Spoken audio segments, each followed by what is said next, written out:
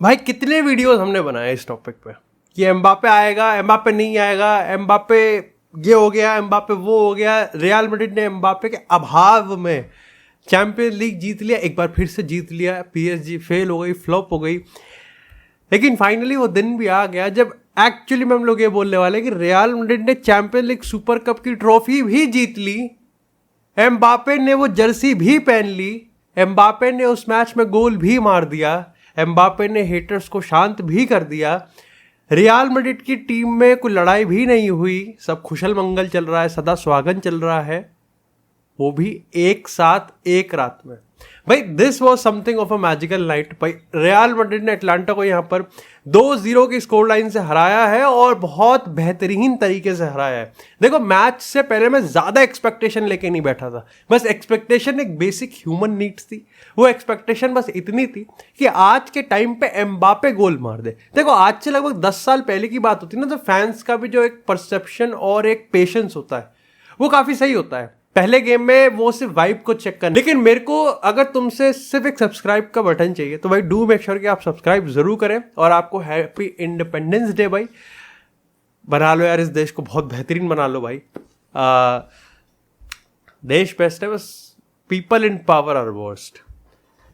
But जैसे अपन लोग बात कर रहे थे भाई रियल मैड्रिड की, देखो मेरे को जो एक्सपेक्टेशन थी वो थी कि एम्बापे गोल मार दे। बेलिंगम का एक मेरे को बहुत फोकस्ड रोल दिख जाना चाहिए। Vinicius should be like Vinicius ही, उस पर कोई छेड़छाड़ नहीं होनी चाहिए। और रॉड्रिगो का रोल भी मेरे को पता था कि उसको अगर खिलाया जाएगा तो वो पिछले सीजन के साथ ही खिलाया जाएगा, क्योंकि उसमें कोई ऐसी कमी है ही नहीं जिसको आप एक्चुअली में ठीक करने वाले हो। लेकिन जिस तरीके से रियल मैड्रिड टर्न आउट हुई, वो टर्न ऑन वाला मोड था मेरे को लगता है। एटलांटा ने, देखो एक्चुअली में एटलांटा भी अच्छा खेली, एटलांटा ने गेम निभाया, एटलांटा ने गेम चलाया, एटलांटा ने रियल मैड्रिड को दिक्कत में डाला, एटलांटा ने रियल मैड्रिड को एक्सप्लॉइट भी करा। और इस चीज़ को भी हम डिबंक कर देते हैं कि भाई रियल मैड्रिड की टीम इलीगल है, लेकिन इलीगल कुछ ही एक्सपेक्ट में, इलीगल एक्चुअली में इसको आप अनबीटेबल नहीं कह सकते। इलीगल इसलिए है क्योंकि इतने बड़े ईगोज, इतने बड़े सुपरस्टार सिर्फ एक बैच के लिए खेल रहे हैं, वो है रियल मैड्रिड का बैच। इतने बड़े सुपरस्टार बिना लड़ाई करे खेल रहे हैं, इतने बड़े सुपरस्टार एक दूसरे के लिए खेल रहे हैं, जो बहुत बहुत बहुत बहुत कम होता है। लास्ट टाइम ऐसा यहाँ पर आप कह सकते हो क्रिस्टियानो, बेल, बेंजिमा, उसके बाद आप कह सकते हो Messi, Neymar, Suarez.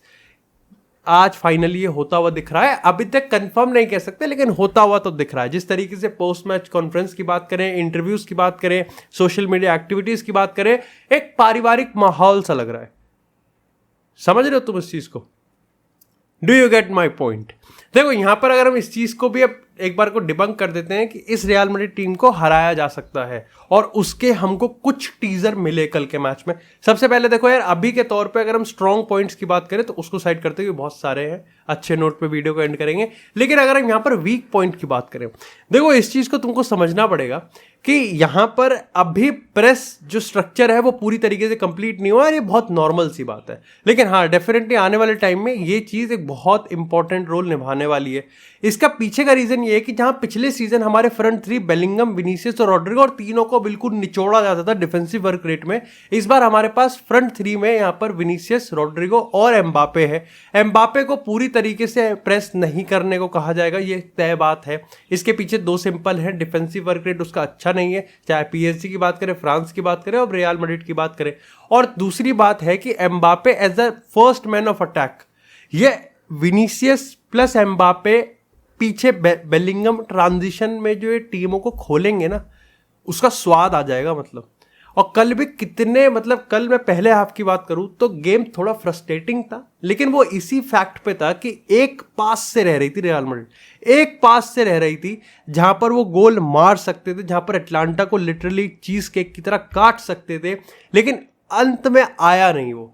Second half में इट वॉज प्रॉपरली यहाँ पर जिस तरीके से उन्होंने पहला गोल मारा, of course credits where it's due भाई, वो पूरा गेम यहाँ पर विनीसियस ने बनाया, और विनीसियस को उन जैसी पॉकेट्स में आप संभाल नहीं सकते। मैं तो बल्कि ये कहूंगा कि इस पॉइंट ऑफ टाइम पे विनीसियस के पास कंपोजर और प्रेजेंस ऑफ माइंड एम्बापे से ज्यादा है उन तरीके की सिचुएशंस में, और ये चीज कोई पहली बार नहीं देख रहे हैं।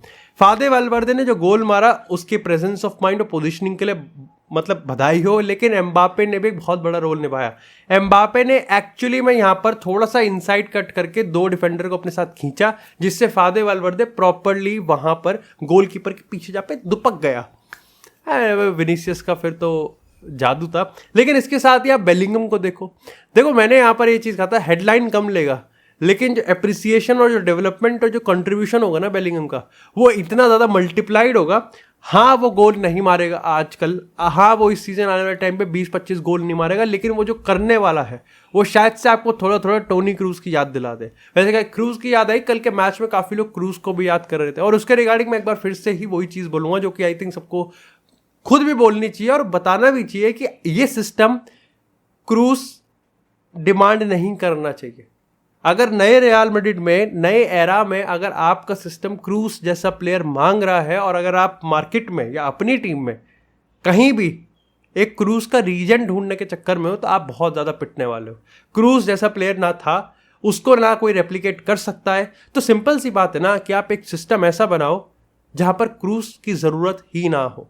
अगर आपके पास भाई आपको मैगी बनानी है लेकिन आपको मैगी का मसाला ही नहीं है, तो अरे मैगी ही मत बनाओ ना। फिर ये क्या बात हुई कि हम उसमें लाल मिर्च भी डाल देंगे, ये भी डाल देंगे, वो भी डाल देंगे, एक ऐसा मसाला बनाएंगे जो कि मैगी मसाले के आसपास का होगा। नहीं बनेगा, फिर भी चूतिया बनेगी मैगी। तो सिंपल सी बात है, मैगी है, मैगी का मसाला नहीं है, कुछ और खाओ, जब मसाला आ जाएगा तब बना लेना। इसके साथ ही भाई यहाँ पर जो सबसे बड़ा मेरे को चीज़ लगा वो था बेलिंगम का प्रेस कितना फोकस था।